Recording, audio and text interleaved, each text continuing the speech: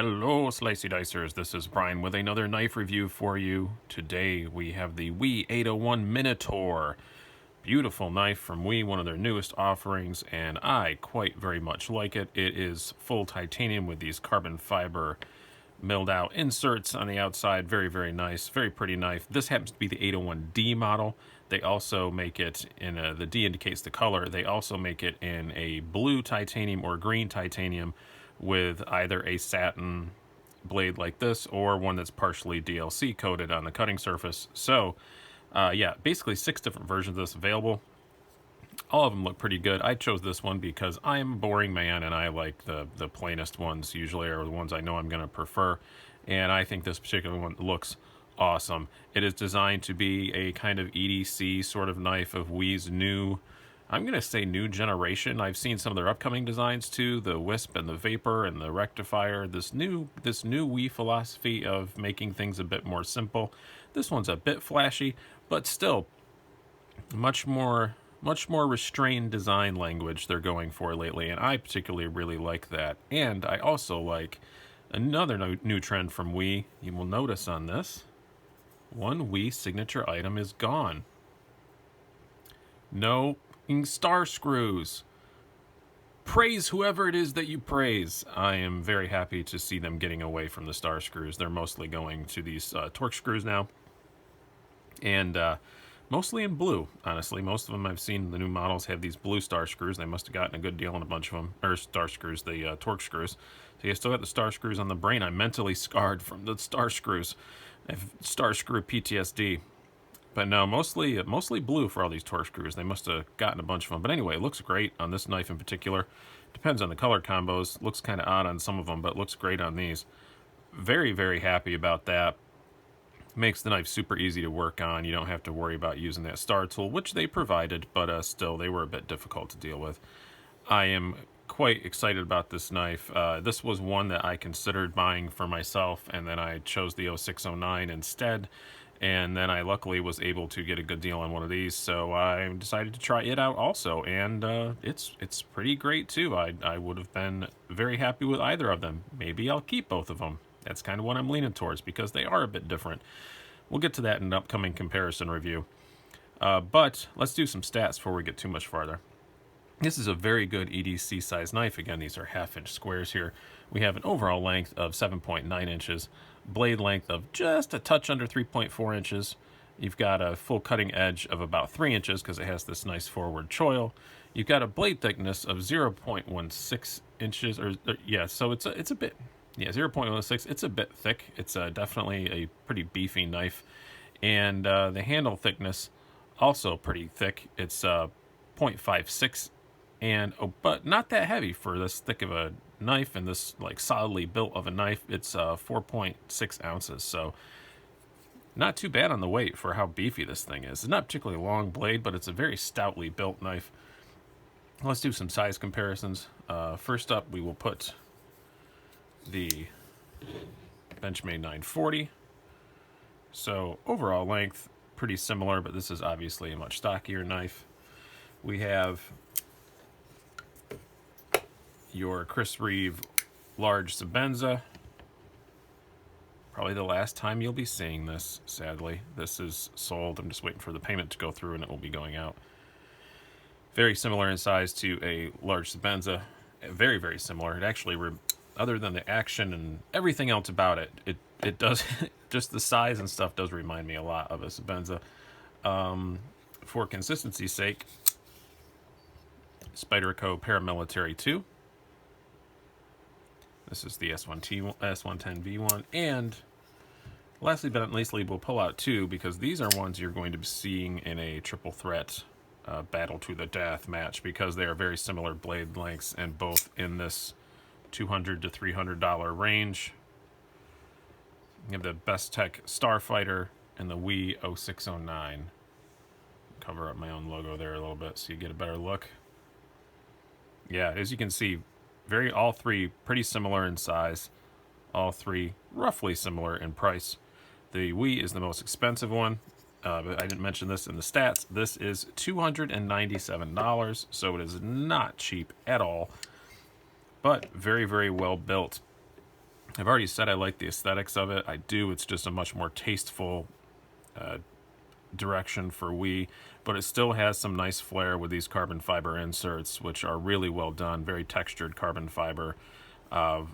Very cool looking. Backspacer looks great. Everything is super flush. The quality on this is just outstanding. It's really, really, really good. It's definitely the nicest Wii that I've ever handled. Blade centering is perfect. Nice little touches, like the top of the blade is all beautifully rounded off. I love how they integrate the little Wii logo into the blade. They do this on several of them, but the integration is the logo is integrated into the jimping, which I think is very cool. Nice milled pocket clip. The little Wii slashes on it, little Wii logo on it, but pretty small and tasteful. Nothing that's really going to stick out in your. It's blue, which I kind of wish it wasn't blue, but because I kind of thought about changing the hardware to gray, but not going to because that logo's blue. But yeah, M390 steel, can't get much better than that. I mean, that's it's pretty great. The blade on this I really, really do like. I've been very appreciative of that. It's kind of that newfangled Warren Cliffy sheep's foot combo shape that is so hot right now. But it does work very, very well. Very, very sharp out of the box. Very thin behind the edge. I think I measured this one at 23 thousandths, if I remember correctly. I might be incorrect on that. But anywho, it does slice very, very well. Very tall flat grind. It is a thick blade stock, but it still slices pretty well because it's ground up so high and it's very thin behind the edge. Still plenty beefy enough tip to do some piercing tasks. They did a really good job on this blade shape. I really do like it. They also did a really good job in the ergonomics. You have this nice grippy carbon here, so your hands are not slipping around at all. You lock in pretty good. It's got some good jimping up on top. I really do like the jimping on this. By no means what you call aggressive jimping, but plenty enough.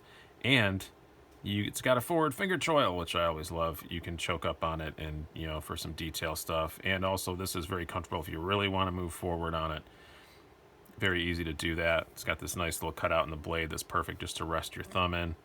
Again, I have large size hands but pretty skinny fingers, and it fits my hand perfectly. Very, very well.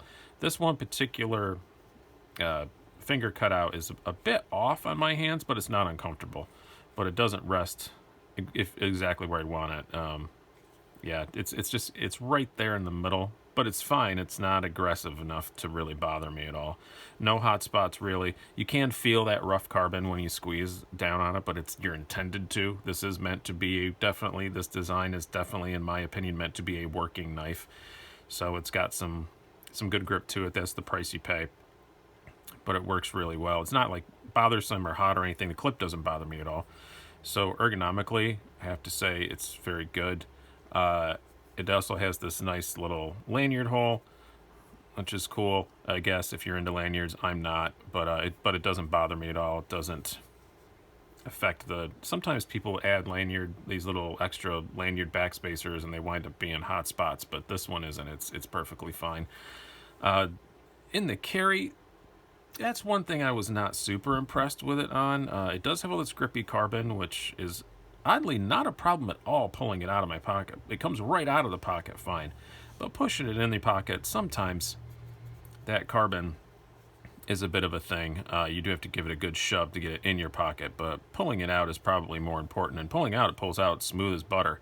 But going in, it's pretty rough. And the handle thickness and just where they put the pocket clip, they're trying to miss the lock bar, which good, definitely do that. They definitely compromise the way I would want them to compromise. But maybe if this pocket clip was over here and angled a bit more, it would go in the pocket a bit better. But as it is with this perfectly just straight down pocket clip, it does take up a lot of your pocket. It's pretty hard to get your hand past this thing, even though it's not a particularly tall knife. Again, these are 1/2-inch squares, so we're looking at what, 1.25 inches, something like that. Almost 1.5 inches. Still not very tall knife, but it takes up a lot of room in your pocket. It feels a lot bigger than it is in your pocket. When you're just trying to reach past it, it takes up a lot of room. The flipper tab does not get in the way of anything, though. That works perfectly fine. It's just something about the location of this pocket clip or something. It does feel a lot bigger in my pocket than I expected it to. And also, overall, the knife is bigger than I expected it to be. In pictures, it looks much more, not dainty, but it just, I wasn't expected to be this beefy. And I'm not disappointed by that, really, honestly. I wasn't, when I first opened the box, I was like, oh, this is kind of bulky. But that's what it's meant to be. This is definitely a very nice working knife. I would, and this M390 is super easy to take care of as far as super steels go, anywho. And it works great as a really good working knife. I would tackle almost any task with this thing, and it would probably be fine. Deployment on it is outstanding. It's really good. Definitely the best we have ever had. It's just totally fall shut. Snaps right out. Really, really good. I don't really have any real complaints about the deployment at all, except, well, one tiny little one, and this I can't even call a complaint. I wish the detent was 5% stronger. Just a little bit. The detent is by no means weak, but I do wish it was just a tick snappier. Just a tick.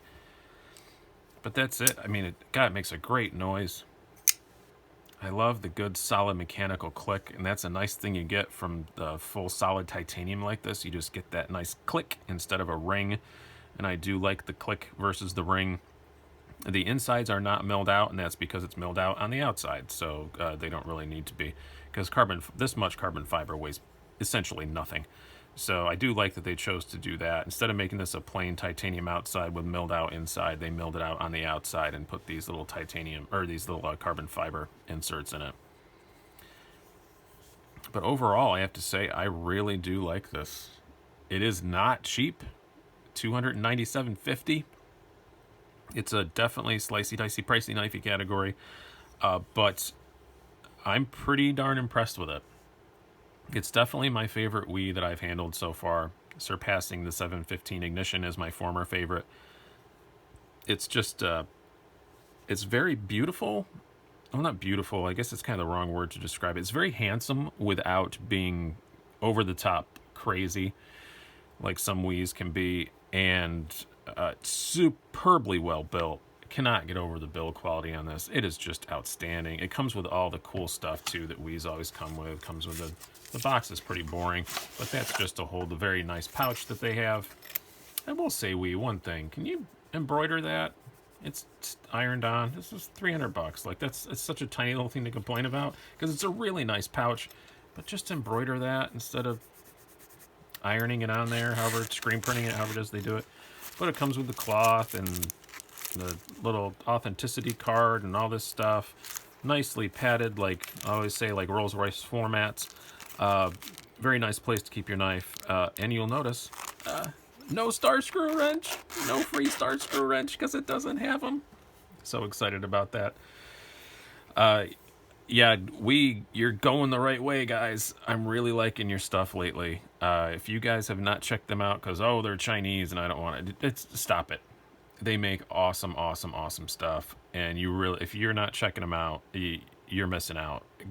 Great knives, especially this one is outstanding.